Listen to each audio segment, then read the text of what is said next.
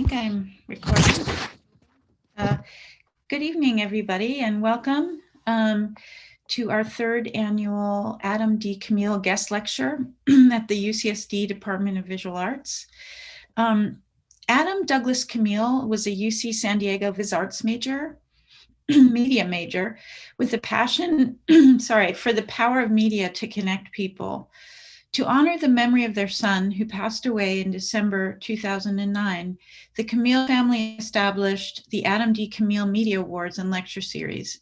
This year will mark the third lecture and the 11th Media Awards, with the award ceremony to be held on May 21st. The Adam Douglas Kamil Media Awards were developed to help UC San Diego undergraduates polish their skills in film production and to help them realize their creative potential in the field. Elaine Kamil states, "We hope that through this award, Adam's creative spirit will inspire others to develop their talents and to grow as sympathetic and sensitive individuals." In January 2014, the Kamil family endowed the award, and in recognition of this contribution, the department named what was the Mandeville Annex Gallery as the Adam D. Kamil Gallery. This gallery is a site for undergraduate art shows and in typical non-pandemic times hosts the annual reception and exhibition for students that participate in the Kamil Media Awards. The Kamils also fund tonight's annual event, which brings in a leading artist connected to the film industry. In addition to this lecture, the visiting artist meets with undergraduates and provides them an opportunity to learn more about the film industry.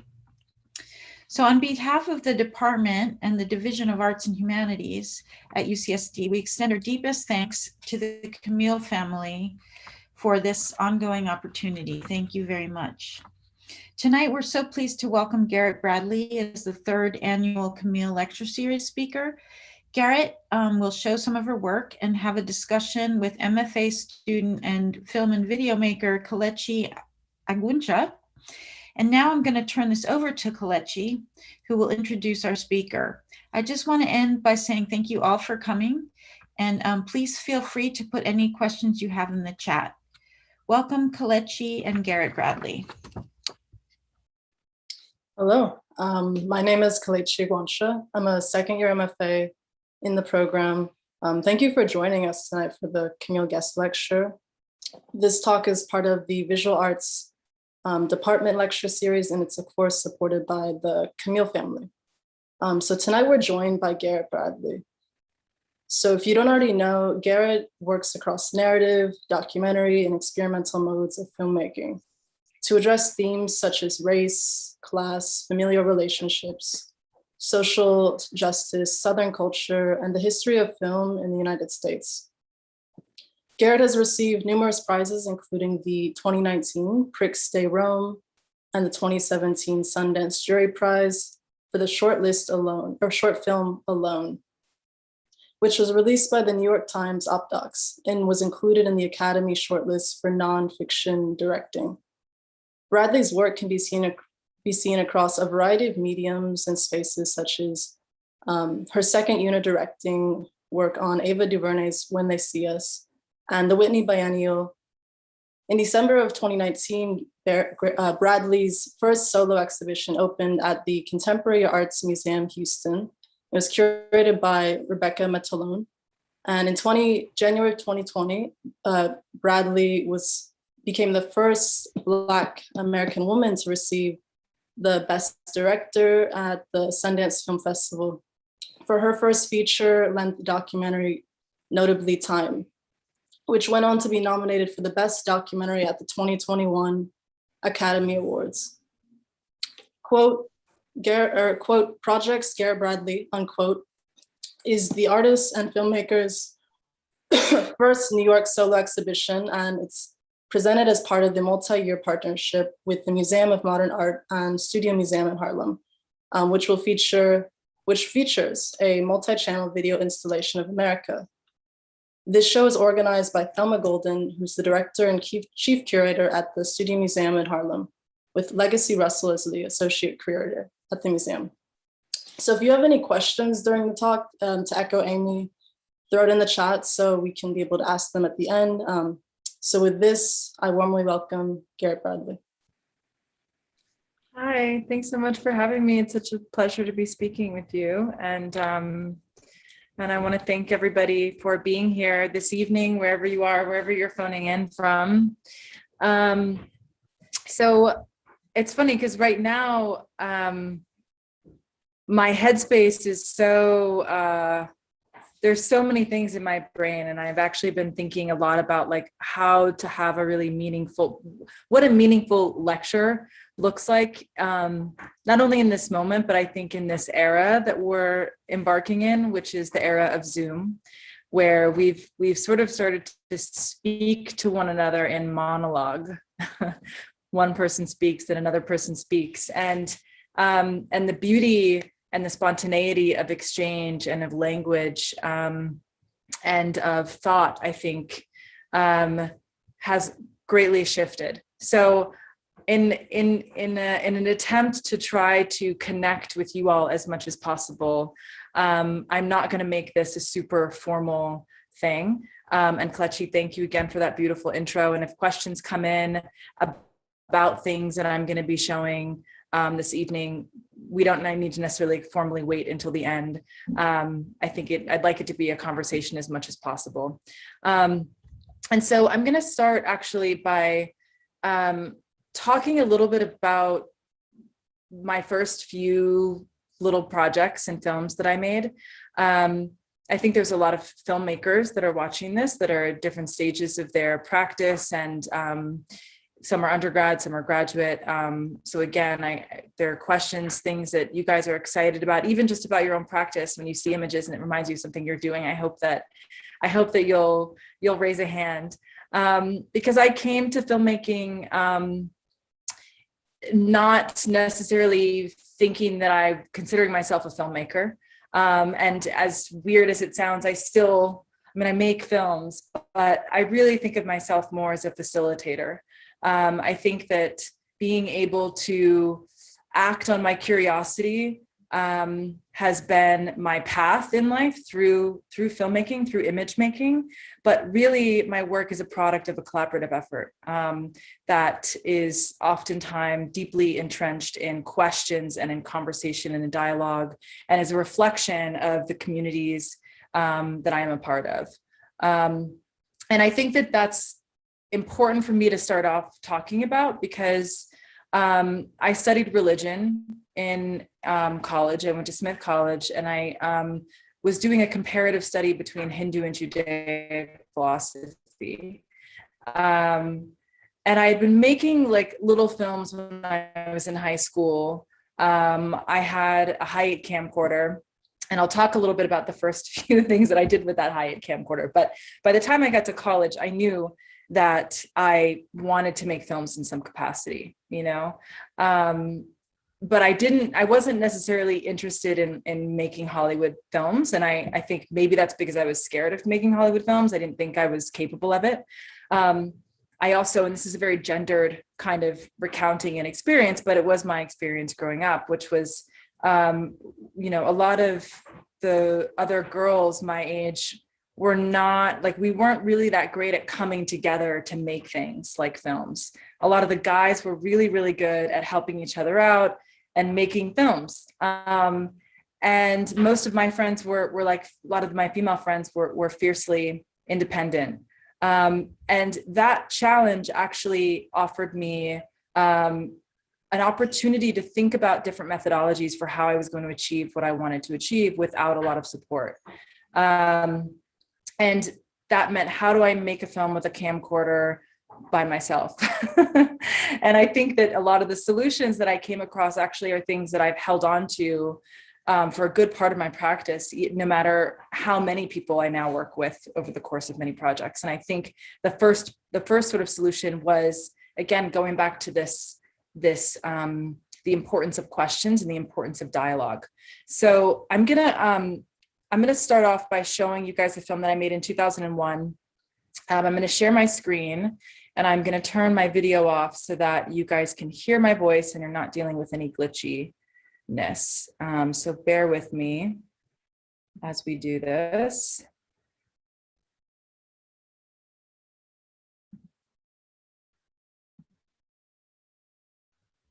Okay.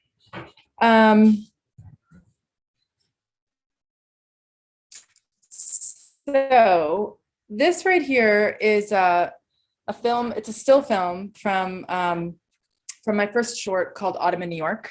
And I grew up in Chinatown and was living in Battery Park City, which is in lower Manhattan.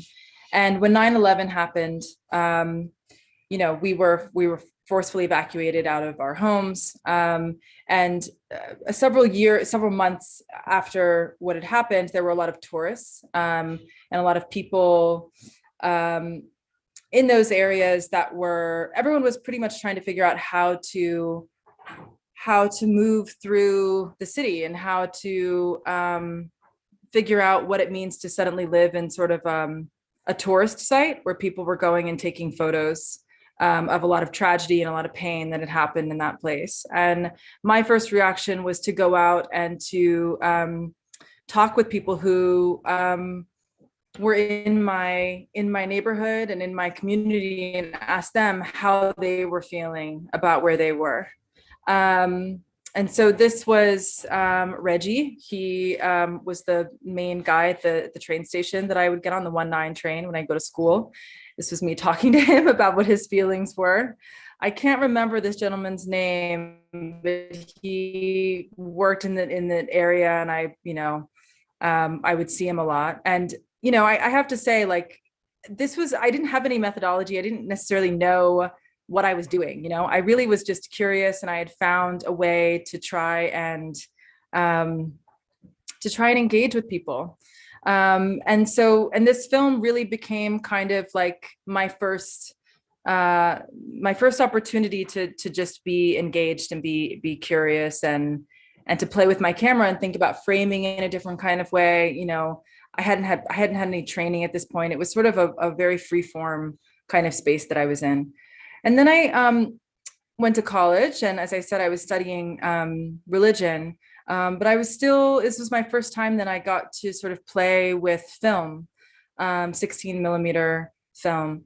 And this is a still from a film in 2014 called Foot. And this is my friend Sabrina dancing. And there's this beautiful light that's happening on the upper left-hand corner, which was actually, just a mistake that happened as a result of the gauge being slightly off. And, you can see there's obviously a huge difference between what happens when you're working with a high 8 camcorder and what happens when you're working with a 16 millimeter camera, and having to kind of come to grips with control, one's relationship to control, to the image, to light, to movement. And, figuring out where I wanted to place myself within that. Was I comfortable with the lack of control? Did I want to live in this space, or was I okay with this? Or was there maybe something in between all of that? And so this is another still from a film called Sardines in 2007. I went straight from college into graduate school at UCLA. And, for me, the purpose of that was really to try to understand traditional filmmaking. Again, I think that there's a lot of confidence building when it comes to making films and the stories and the narratives that we tell ourselves about what we are able to do or not able to do. But I knew up until that point, I was just I'd trained myself, and I really wanted to understand certain mechanisms for traditional filmmaking, like crossing the line, for instance, and coverage, and the parameters of the craft that I was working in. And Sardines is a game that's kind of like hide and go seek, although it's sort of a horrible reversal of that, in the sense that one person hides, and if you find that person, you stay with them. And so at the end of the game, normally there's one person left trying to find a full group of people. So it was a really simple story. I don't think that stories were things for me that came naturally. I've always been kind of more reliant on this idea that images themselves can tell stories, and images themselves can elicit emotion. And I think that's actually a really interesting kind of fundamental difference between traditional filmmaking and non-traditional filmmaking, where sometimes in a scripted space, you essentially develop a thesis. And then your job, sort of as the director, to a certain extent, is to protect that thesis tooth and nail from the beginning to the end, right? And there are so many things that are going to come at you when you're making a film that will challenge your ability to make it, whether it's weather, whether it's money, whether it's time, whether it's, many other resources in general, right? And you have to find a way to finish your initial idea. And I think that's not something that's ever really come naturally to me. I've always been more interested actually in allowing change and allowing questions to be the things that lead us, and allowing things to evolve, and that evolutionary process is, to me, just as important as the final outcome. And so I think, looking at some of this work, I was still very much, I was understanding what certain framing was, wide, master shots, which are super wide shots, medium shots, close-up shots, extreme close-ups, playing with different lenses, but really trying to also, I think, get through some of those parameters, even at this early point. And I want to just come back to these two images in particular, because I actually, this moment right here was, I think, a hint at what I've finally started to 10 years later. This is 2007, in a project called America, which I'll talk about a little bit later down the line. But it's basically, I think that I was really challenged with this idea of, like, what does it mean to tell a story one frame at a time? We live in 360 degrees. We live in a circle. Everything is happening simultaneously in real life. And the challenge of making a film is being able to show that totality one frame at a time. And I find that really, really difficult, and also counterintuitive to how we actually live. And so I think that these overlays, these images that I was trying to play with, were really me trying to get at this fundamental challenge and question in cinema, which is simultaneity, and how one is able to achieve that one frame at a time in two-dimensional space.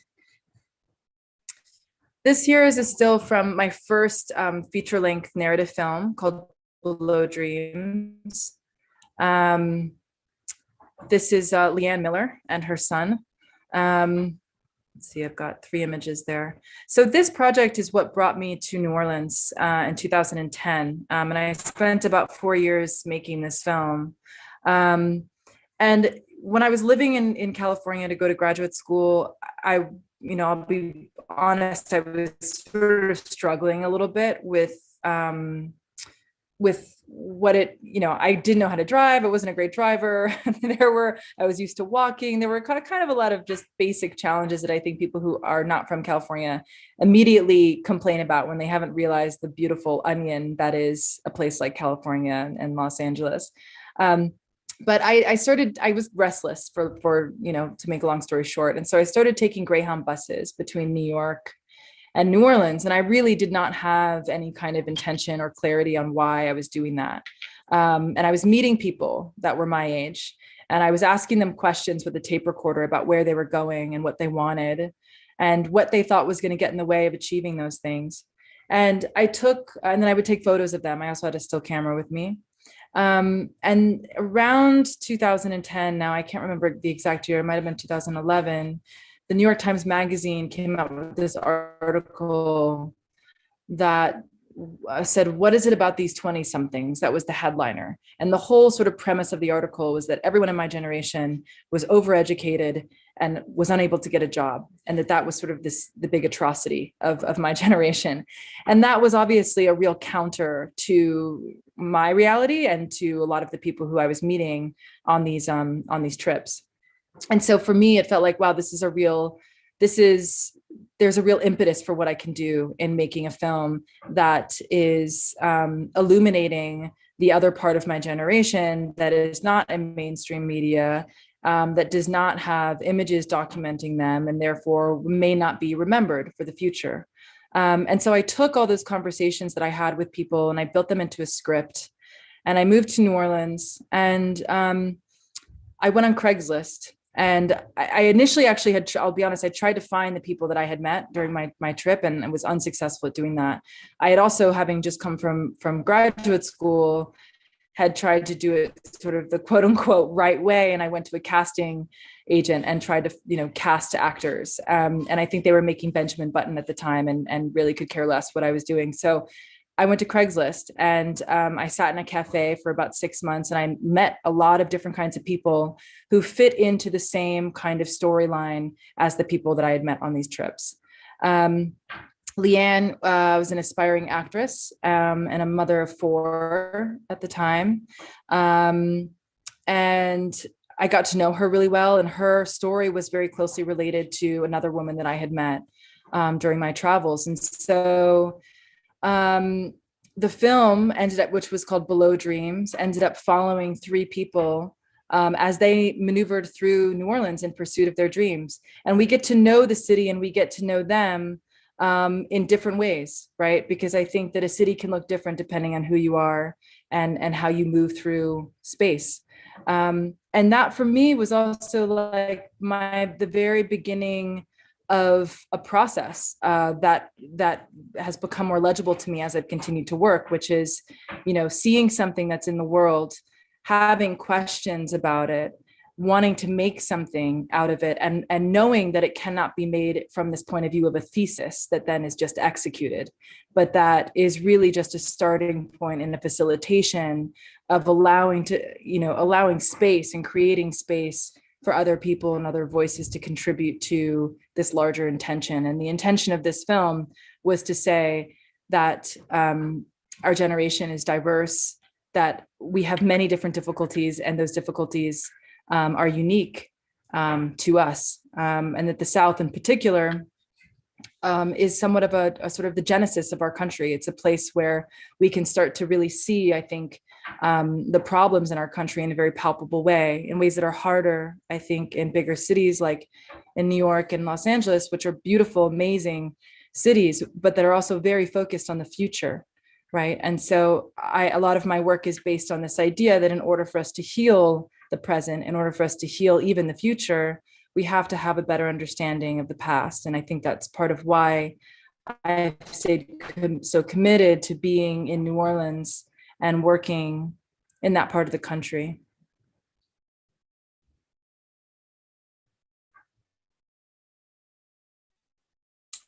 This is a still from the first film that I ever got paid to make, which, I don't know why I say it like that, but it was a really huge moment for me. There was a production company, a journalistic company called Field of Vision, which was established by Laura Poitras, who's a documentary filmmaker, and who I had interned for in high school alongside Linda Good-Bryant on a film that they made together called Flag Wars. For those of you who haven't seen that film, I would look it up. It's a beautiful film, an amazing collaboration between 2 really incredible women and artists and filmmakers.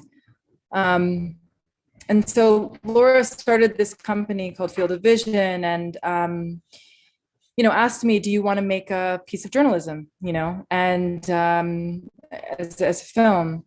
And I had been reading in the newspaper about these supposed click farms, which the way that I had been reading about them and the way they were sort of, advertised, for lack of a better phrase, was that there was a lot of young people who, were getting underpaid and mistreated, and were their job was to like things on Facebook as a way of,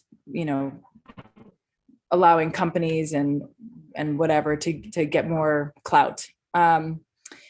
And even this is sort of an outdated methodology right now, where we're living in an algorithm, we're living in a very different type of cyber interface than even this in 2015.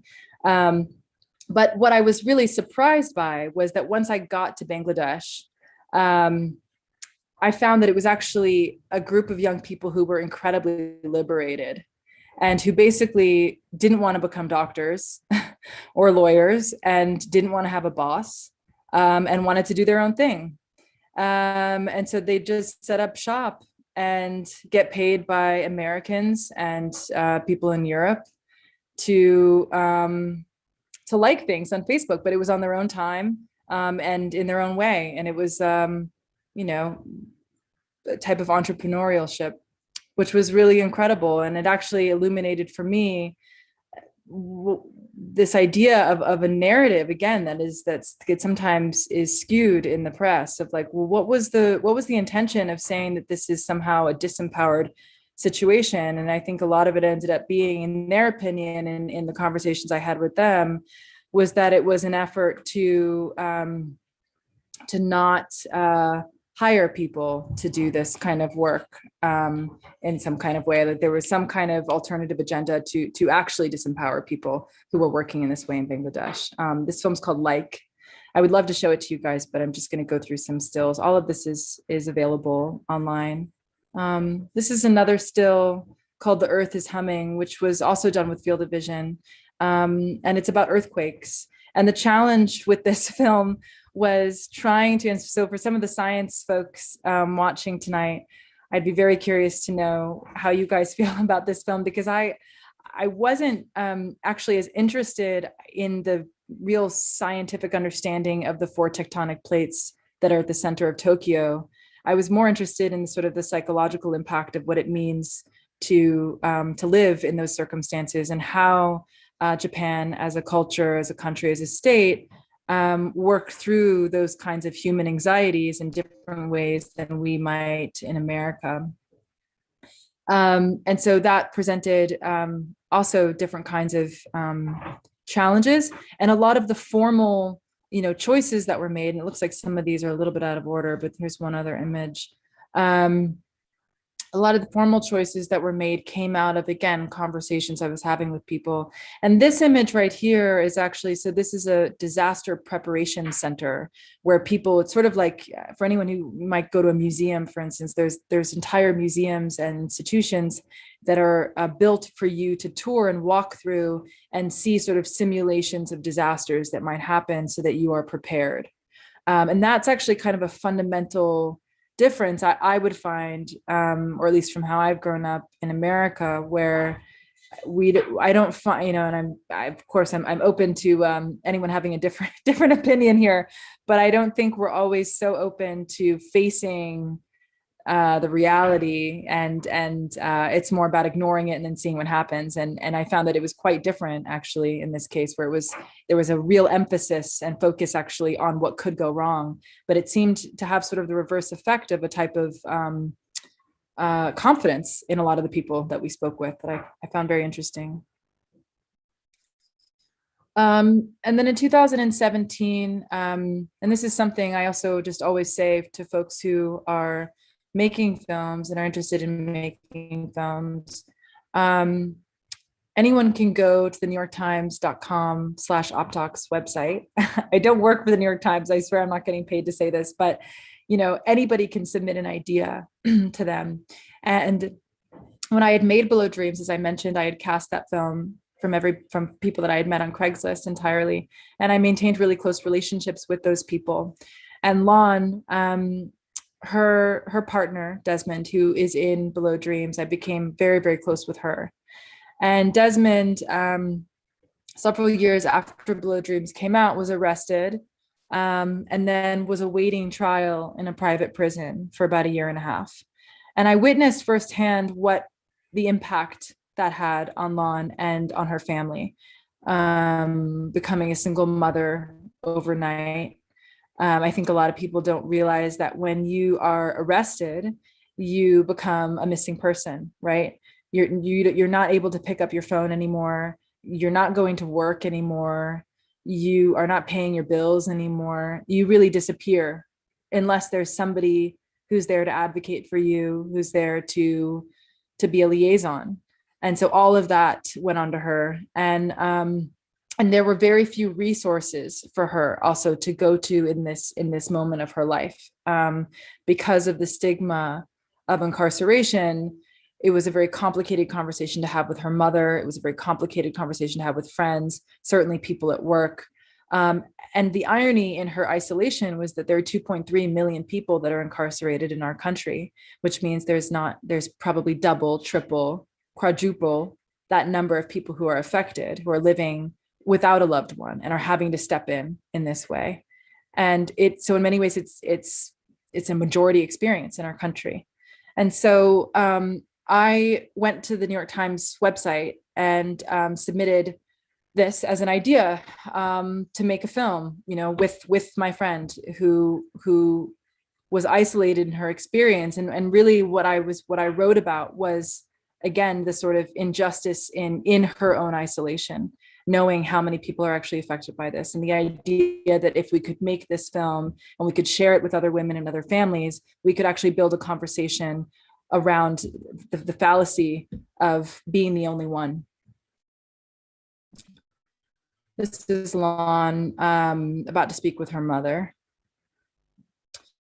And this is a sheriff's truck.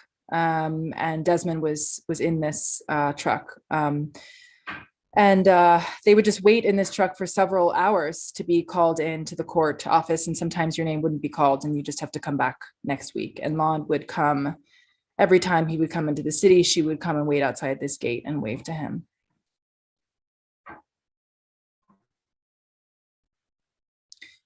And so in the process of making this film, I was also making a project called America, which is really looking at cinema from the turn of the century and looking at a history that has sort of become invisible and trying to evoke it, not as a way of replacing it, but as a way of honoring it and extending it. The Museum of Modern Art in 2013 found what they thought to be the very first feature-length film with an all-Black cast and integrated production team. It was starring Burt Williams, who was making more money than the president at the time, and is a Caribbean-born performer and actor. And it was an incredible feat because not only did you have white people and Black people working together toward a Black vision directed by Burt himself, but this was also in 1913, which was just several years after Plessy versus Ferguson in Louisiana, which was sort of the beginning of Jim Crow. And it was also just several years after the modern day projector was invented in 1896. So technology during this time period was allowing people to come together for the first time to watch films, and society was simultaneously becoming separated. And as I was reading about this also in the newspaper, that the MoMA had found this project, there was a link at the bottom that said that 70% of the films made between 1912 and 1929 were missing. So it's approximately 7,500 films that are missing. And so the fact that the museum had found this one film during this time period that was incredibly progressive was, for me, a really exciting prompt to think about making an entire body of work that was, again, evoking the spirit of this one progressive work and also filling a gap, to essentially create a sense of nostalgia for the future, and also say that Black filmmaking and Black cinema is not a movement. It's not something that is perpetually crashing and having to pick up again. It runs simultaneous and parallel to all American cinema. And so America is actually, the project itself is a sort of visual chronology starting in 1915 and going through 1926, and is a visual illustration of an individual or a moment in time that is lesser known, centered in Blackness. And in some cases, we don't even, like the Boy Scouts of America, for instance, were established in 1916 by Woodrow Wilson. The aesthetics around that, are not something I see myself fitting into. And so it was also an opportunity to work with my students who were Boy Scouts, and you see some of them in this image here as well. This is Charlicia at the center, filling that role, creating new icons, new symbolism around what wholesomeness is and around what being an American is. This project was also my very first time in experimenting with three-dimensional space, because it's a chronology. I had actually initially conceived of it as being something that people really needed to move through. right? We needed to move through these years. We needed to understand how the past and the present and the future, all tenses of time, to a certain extent, collapse into one moment. And that again brings me back to the sort of inherent challenge that I think I was asking myself in graduate school, even around simultaneity and what it means to try to show the totality of life as it is lived outside of two-dimensional space.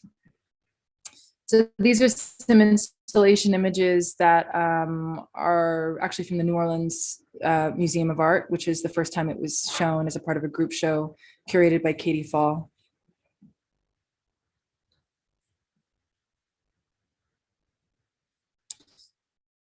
And then AKA, which actually was, you know, in terms of a timeline, actually squeezed in between Alone and America. You know, the dates that are here are when these things actually were finished. And of course, they take many, many years to be made. And this is one of my favorite projects, actually, that was commissioned for the Whitney Biennial in 2019. Also with friends and family. This is my husband, my sister-in-law, and some friends of mine. And really, you know, I was looking at a lot of, I was looking at also sort of classic American cinema that was focused on womanhood and relationships between women that were gendered and that were racialized, and looking at sort of the tragic mulatto and how that had been treated in Hollywood and how interracial relationships between women have been treated in Hollywood. And I had actually kind of thought about initially trying to build a script and make a film around this. And I was presented with the same kind of challenge of, you know, I don't actually have an answer. I'm really more interested in how do these sort of narratives that we see in these older films, and how does the narrative of intergenerational feminism, what does it mean right now for us, you know? And so again, I went back to people that I knew. I also went back on social media and found people just through the internet also that participated in it. And I had, you know, mothers and daughters basically have conversations with one another that were rooted in this conversation of colorism, right? So if, you know, if you have a different skin tone than your mother does and vice versa, how do you both move through the world differently as a result of that? How does that affect your relationship to your job, to your, how you navigate the workforce, how you navigate love, how you navigate your relationship with yourself? And then those conversations really then formed the basis of the visuals that we see here. So this is Lindsay, you know, I remember she kept asking her mother, "Are you color struck? Are you color struck?" And when she asked that question over and over again, it was like, I just saw rainbows, you know, I saw the full spectrum of color. And so that's where a lot of those images were coming from. And so I think, you know, big picture, all of this stuff here, you know, is kind of, I think, getting at the same thing, you know, which is a dialogue, being able to facilitate a conversation between people and communities and ideas that sometimes seem to be in contradiction to one another. And I think that that's really motivated everything that I do. And I think the question is, how do I continue to do that in two-dimensional space? How do I kind of continue to do that in installation space? What is the role of movement in that and light in that? And it's kind of a perpetual journey constantly. That is just so rooted in questions, you know, which I guess actually is, I believe, the premise of science as well, although I could be wrong about that. I don't know if there are any questions, and I'm gonna just check back in on this Zoom thing here and see. Yeah, thank you, Garrett. That was really wonderful. Yeah, thank you, Garrett, for joining us. Again, thank you to the Kamil family for supporting this talk. I'm gonna check the chat to see if there's questions. So if people could drop their questions in the chat, and I guess we could just start a conversation. So I kind of just state my interest in you, Garrett. So I was introduced to you by way of the film Time. And I think that film is so interesting because you're intersecting both high 8 film and new media, like, you know, DSLR and more higher resolution film. And when you weave it together, you're kind of excavating this memory, but then you're creating a new memory by introducing us to the present. So you provide us not with just a moment to reflect, but you also provide us with a new reflection that's not really like going towards a futurism, kind of like you said, but it's really just looking at the past to kind of repair the present, right? So I want to know about how you have a little bit more about your journey from high 8 to high definition, and how you feel like you're still using some of the techniques of high 8 and applying that to your like gallery work, for instance. So Yeah, that's such a great question. Actually, I mean, I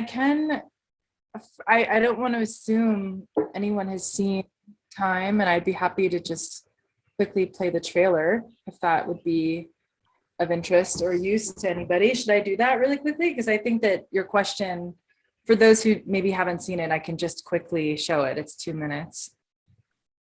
I'm going to just go for it. Is that cool? that's cool. All right, cool. Let's see. Because I think Should I share it? If I don't know if your internet's gonna buffer, but we could see. if it starts to like tweak out, you guys can just shout.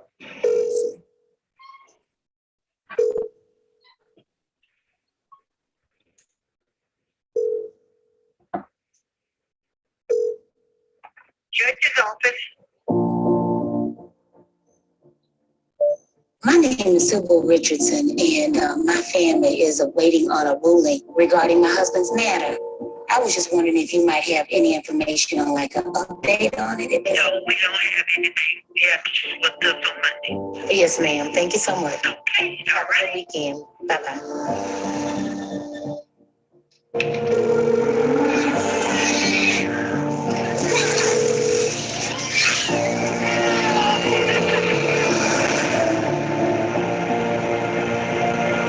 This is Sybil Richardson again. Well, yeah. No, we don't have anything. All righty. Thank you so much. My twins will be 18 next month. They have absolutely no idea what it means to have a father in the house. What fathers even do.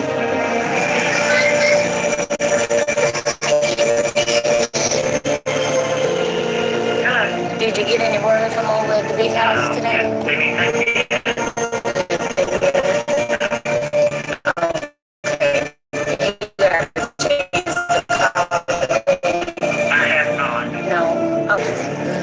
People have no respect for other human beings' lives. That will make you lose your absolute mind. And you smell when you come home.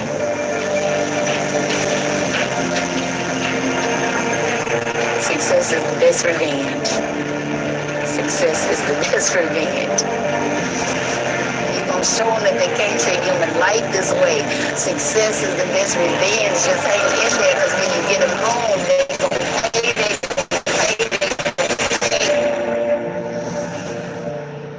I knew that if it was gonna be, it was gonna be totally up to me.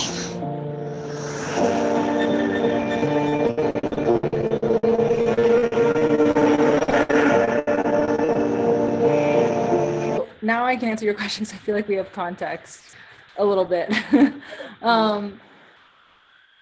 And tell me if it's like glitching out. But I think like, so in the case of that project with Time, because I do think that the relationship between, we can say lo-fi and hi-fi is one way of looking at it. And that's really about sort of the materiality of it and the form of it.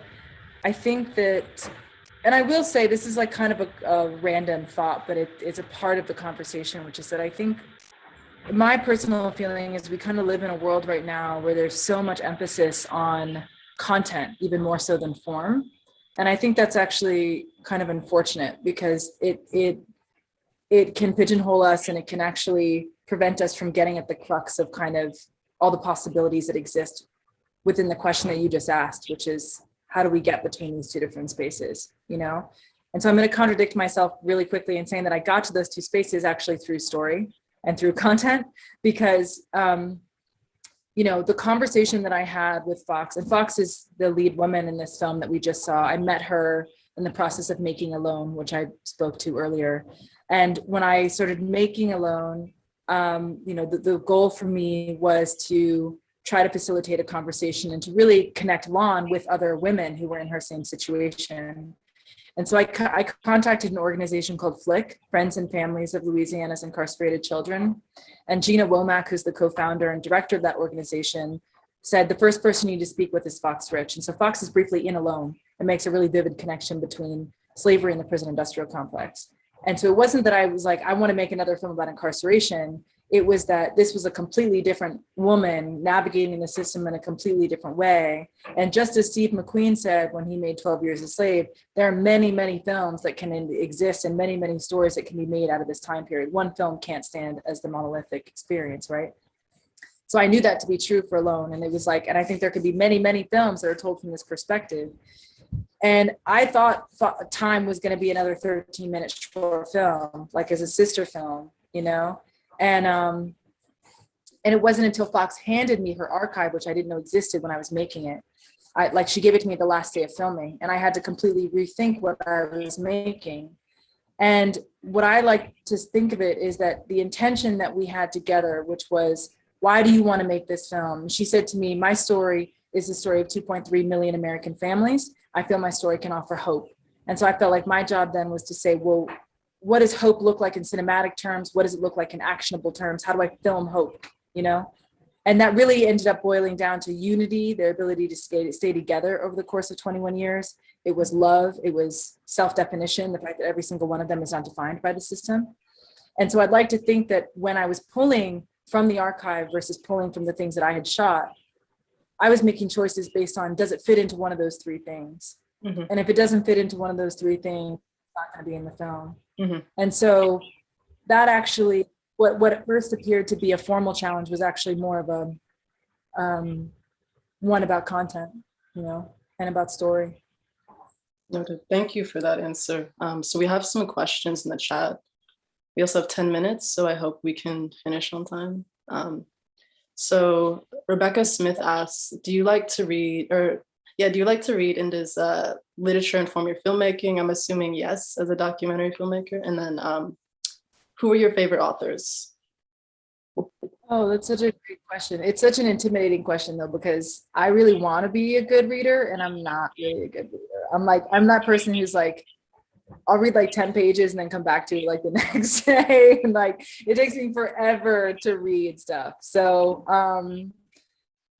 what are you reading right now? To disappoint you. That is something I'm not reading anything right now, but what I read this summer that really I thought was incredible was Valerie Boyd's Wrapped in Rainbows, okay. Which is it's a book about Zora Neale Hurston's life.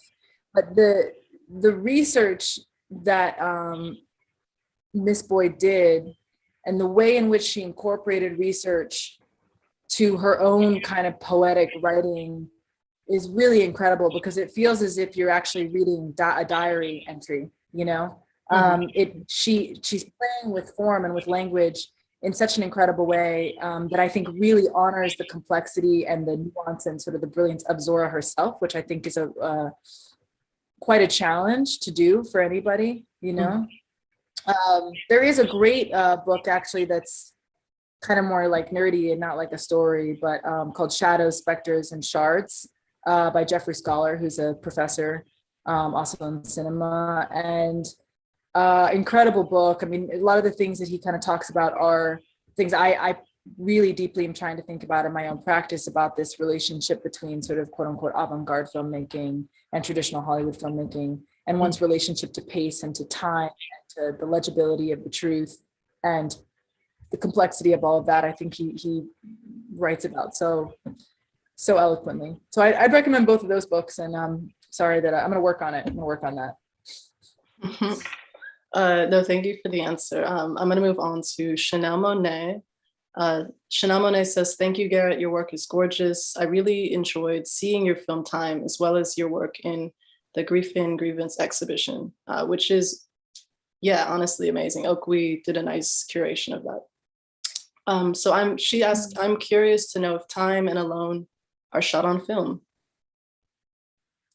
No, they're both shot on a Sony SF7, which is just like a digital camera.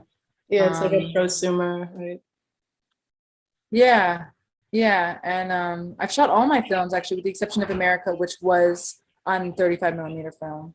Nice. And the reason why I shot it on 35 millimeter film actually is because film lasts, I think that the average lifespan is about 500 years if it's taken care of. So the premise of that project was really in preservation and in thinking about archive. And so there was a real sort of practical reason for wanting to shoot on celluloid and not sort of rely on anybody else once I die to migrate everything from one hard drive to the next. Yeah, that's the thing. It's like, it's a question of is advancing to digital, like what are you losing by doing that? So just a question of myself, because I know that transition from high 8 to digital must have been very difficult. Okay, so Arlene has asked a question. So Arlene says, I'm interested in your position as a kind of facilitator, as a method of filmmaking. Time seemed to really interweave your vision with the protagonist beautifully. Arlene asks, can you speak more to your care and facilitation? Did the making of Time teach new things around care and facilitation? Yes, absolutely. It's a great question. I mean, every project I do, I think is invested in learning, not just for me, but for everybody. Everybody basically is kind of diving into, saying we're going to learn something on this journey, I think there's so many different ways to answer that question. I think that something that stood out to me in a very real way with Time was trying to honor the story while understanding that invisibility was a huge factor, in the same way that I was sort of working through this question of invisibility with America. Robert, the family's father, was incarcerated for 21 years at Angola. And Angola, for those who don't know, is a private prison in Louisiana. It was several different plantations that were then consolidated into one plantation and nicknamed after the people that were brought from that country that were enslaved on that land. And it's 18,000 acres of land. And even my drone was not able to capture a fraction of the magnitude of that amount of space. So if your mind can't imagine what 18,000 acres looks like, your mind probably can't imagine what 2.3 million people also looks like. And that's by design, that's intentional. That we don't see those things because if we were to see them, we would be angry and we would act on it. And so I think that how to handle that reality with care, how to evoke the brilliance of Emmett Till's mother, how to think about the role of images when you think about the Vietnam War, when people could see war for the first time and it actually inspired them to go out on the street. We have to understand images as a powerful tool to hold systems accountable when nothing else will. And so that was sort of a conversation we had a lot collectively with Robert, with the whole family, the whole time we were making the film. And is also an important part of my practice in the way that we go about making things. Thank you for that answer. So I'm going to move on. So we have 3 more questions. I hope we can get to all of them. Nicole Miller asks, so beautiful, this journey. Can you explain a bit of the intersection or difference of the contexts you were working in? Art world, film documentary, directing performers. So I could also, yeah. Oh, what were you going to say? Oh, if you want me to throw that question in the chat, if you want a reference for it. But, yeah, so the question is to offer context about the different spaces, a little more intersection. Okay, or difference. Okay, yeah. Yeah, I mean, I think that the big difference that I'm most interested in thinking about is just how language functions differently between those two different spaces, you know, and what the role of process is in both of those things. Like, I think that, and I think it's a great question, because it also allows me really to speak more directly to the students that are watching this, because I think when I was in school as a film student, I was really insecure about the fact that I couldn't really write a script and like have an idea and a story and then execute that. There was just something about it that I didn't feel like I was good at it, but I think the reason why I wasn't good at it was because I actually didn't want to do that. and so I had to find other ways of trying to figure out, well, how do I want to engage with people, and how do I want to engage with this idea of storytelling with images, you know? And I think that, you know, I think in a quote unquote art context, there's just more room for inquiry, and there's more room for allowing the process to be just as valued as the outcome. And I'm kind of reluctant to even go beyond that, because I'm not as interested in anything else related to like how the market works or how any of that works. You know, I'm really called to what any given project can bring to the world and can offer. And really that project is just a conversation, you know? And it's not, I think the one thing I will add is like, you know, maybe a good example would be with Ava's, with When They See Us, you know, that was an episodic series, you know, for Netflix, but we can see it had real ripple effects in the real world, you know? Mm-hmm. And when we were shooting scenes, you know, on location in the Bronx, it, you know, there were still police around there. The threat that the very show was about still existed and was very much still a part and surrounding us. And so how do you you never actually turn it off, whether it's a documentary, whether it's a still image, whether it's a scripted film, you know, reality never, I think, should leave the space, and reality is what informs the way in which your practice exists and evolves. Yeah, completely. I mean, to echo your point, like there's no such thing as a documentary. It's all just fragments of real time that you're creating and curating as the director. So we have time for one more question. So Jeff Kamil asks, time seems so real / spontaneous. How do you accomplish this? I'm so glad you feel that way. I don't, I mean, what I can say, it's hard fucking work, man. Like, I just think making films is like really, making anything you care about is really, really hard. Yeah. It's really, really, really, really, really hard. And the reason why it's hard, I think, is because you refuse to give up, and you're constantly presented with reasons to want to give up, and you're constantly challenged on every level that you could possibly think about. And so the idea that one might see the work in its finished state and consider it spontaneous is incredible, and is a huge compliment. But it also, I think, speaks to what I hope for when I make my work, which is, you know, which is just reality. I think I'm interpreting the word simultaneous or spontaneousness as something that feels immediate, and that feels that you're really connected to it, and not heavily constructed, you know, to the point where you don't feel connected to it anymore. So I really appreciate if I'm interpreting it correctly. I thank you for that. Okay. Thank you, Garrett, for answering all of these questions. Thank you for your presence. Thank you for all of your films that you've brought into this world. And then once again, much gratitude to the Adam Khalil family. Thank you to Amy. Thank you to Nicole for planning all of this. And thank you for everyone who's joined us. Thank you for Paolo for just with all the technology and making this such an easy run. But thank you, and have a good night for everyone. So yeah, guys, be safe out there. Thanks so much. Yeah, see ya.